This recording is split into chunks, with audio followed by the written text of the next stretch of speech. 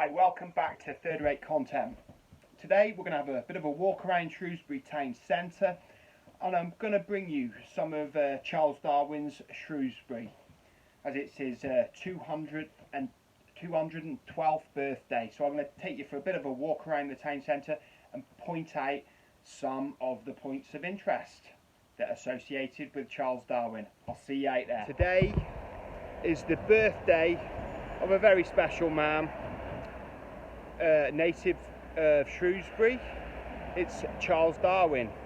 It's exactly 212 years to the day that Charles Darwin was born, and he was born here in Shrewsbury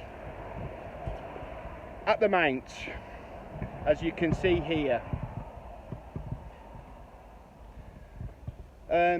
Just up there, February the 12th, 1809, Charles Darwin was born. Just up there, just up here, should I say. So there we have the Mount. And the Mount House was built, well, commissioned to be built by Charles Darwin's father, Robert Darwin, successful local doctor, in 1800. So it'd been here 9 years when Charles was born.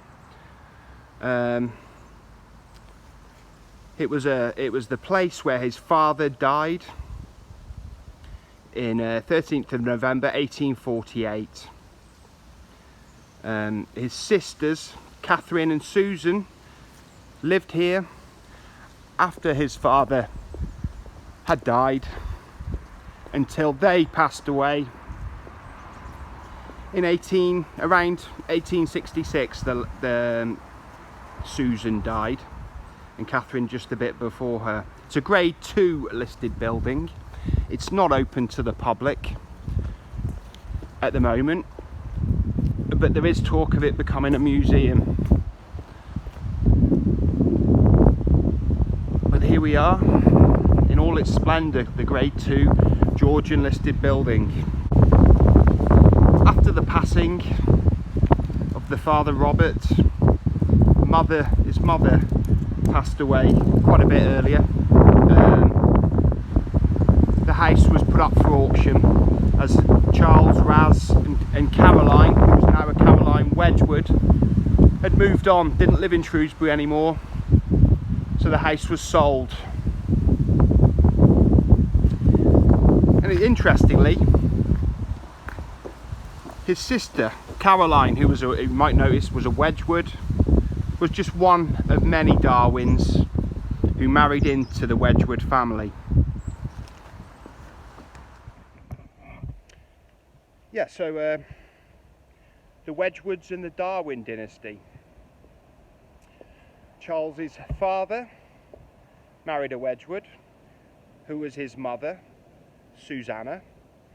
His sister Caroline married a Wedgwood. Charles married a Wedgwood. And you could say the Darwin family were pottery crazy or Wedgwood crazy. But this was really, I think it was something that was arranged by Robert's father, Charles's grandfather, Erasmus Darwin, and the patriarch of the Wedgwood family, Josiah. It seems that they approved of their families marrying, intermingling, and it's almost like, you could say it's almost like an early sort of dynasty building exercise. I don't think it was 100% successful.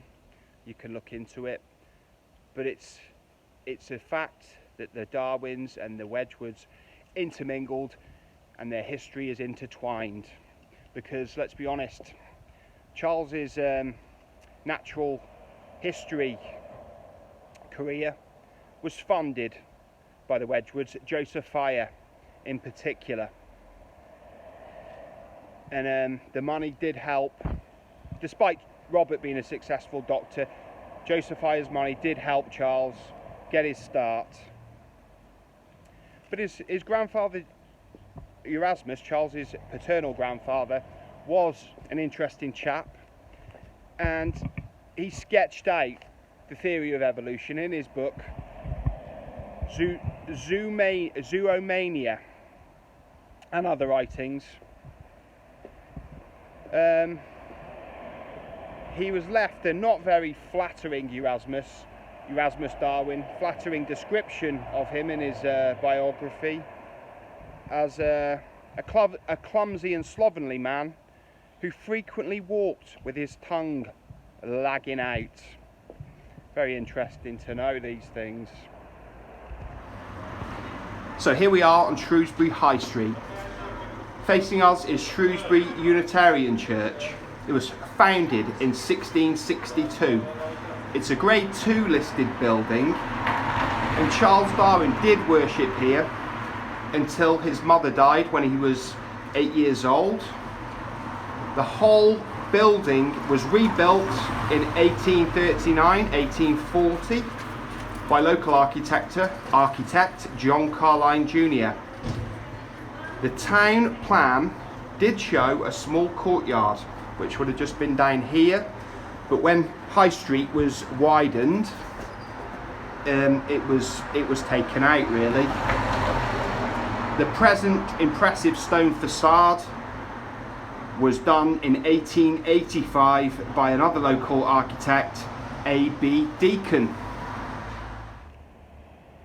As you can see, Charles Darwin seated behind me. This statue was done in 1897, and it's a statue by H. Mountford, and it's a seated bronze figure on a polished granite plinth. The base has Darwin's dates on it, which you can't see because of the Darwin Festival that's not really going on today, but it's nice to see they've made a little garland for him.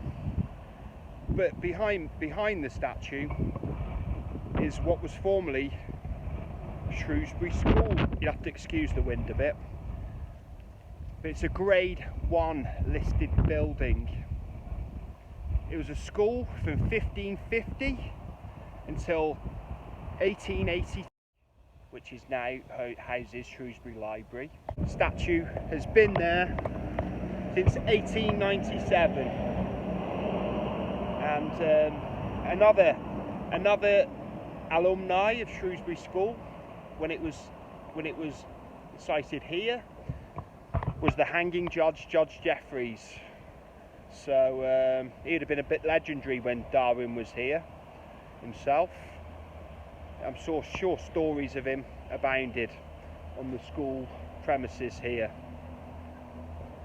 But it's a beautiful building and a fitting place for a memorial to Charles Darwin himself. St Mary's Church on St Mary's Street, once again in Shrewsbury. Charles Darwin worshipped here while he was at Shrewsbury School.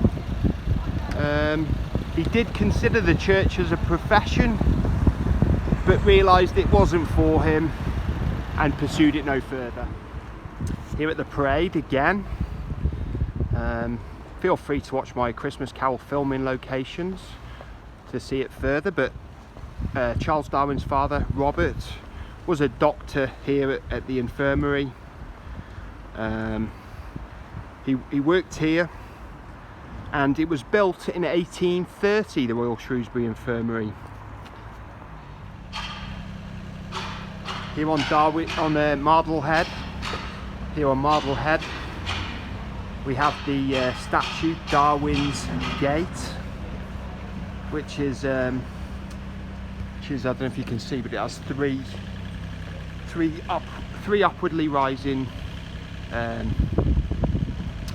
things, and they are meant to represent the Darwin's garden at the Mount, where they kept records meticulously of the plantings, the wonderful landscape of Shropshire,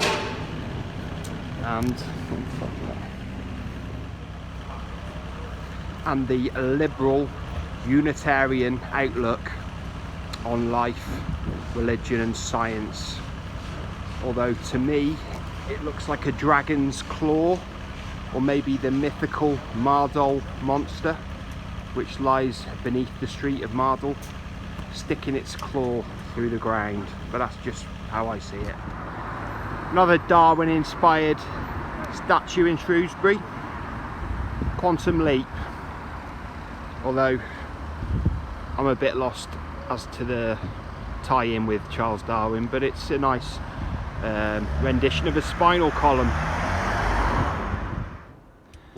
Yeah, this boulder here at Belstone in Shrewsbury puzzled the young Charles Darwin for quite a while, because he couldn't understand how it had come down all the way down to Shropshire from Cumbria, and it wasn't until years later that he realised that there could be displacements and movements of rock, and it inspired him to get to the bottom of things and how things happen in nature.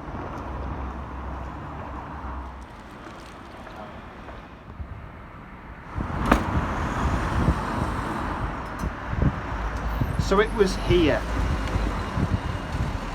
in August 1831 at the Lion Hotel at the top of Wild Cop, once again in Shrewsbury, that a young 22-year-old Charles Darwin boarded a coach to take him to either Portsmouth or Southampton to join the HMS Beagle to begin a 5-year voyage of discovery. So really that was the end of Charles Darwin in Shrewsbury and Charles Darwin Shrewsbury. So thanks for watching to the end of the presentation. Hope to see you guys 3 times as soon. Don't forget to leave a like, subscribe, by all means do share, and hit that notification button if it scratches your itch. Third-rate content. I'll see you guys real soon.